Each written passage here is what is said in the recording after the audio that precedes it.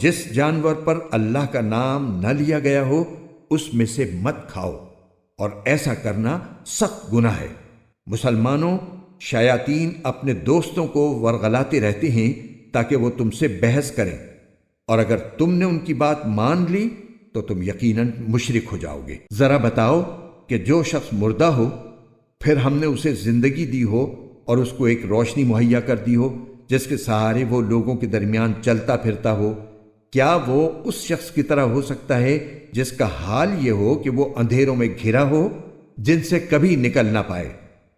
اسی طرح کافروں کو یہ سجھا دیا گیا ہے کہ جو کچھ وہ کرتے رہے ہیں وہ بڑا خوشنما کام ہے،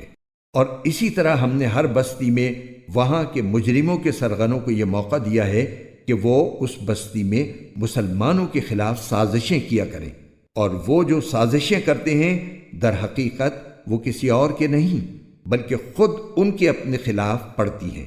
جبکہ ان کو اس کا احساس نہیں ہوتا۔ اور جب ان اہل مکہ کے پاس قرآن کی کوئی آیت آتی ہے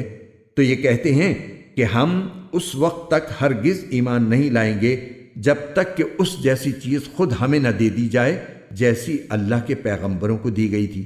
حالانکہ اللہ ہی بہتر جانتا ہے کہ وہ اپنی پیغمبری کس کو سپرد کرے۔ جن لوگوں نے اس قسم کی مجرمانہ باتیں کی ہیں ان کو اپنی مکاریوں کے بدلے میں اللہ کے پاس جا کر ذلت اور سخت عذاب کا سامنا ہوگا۔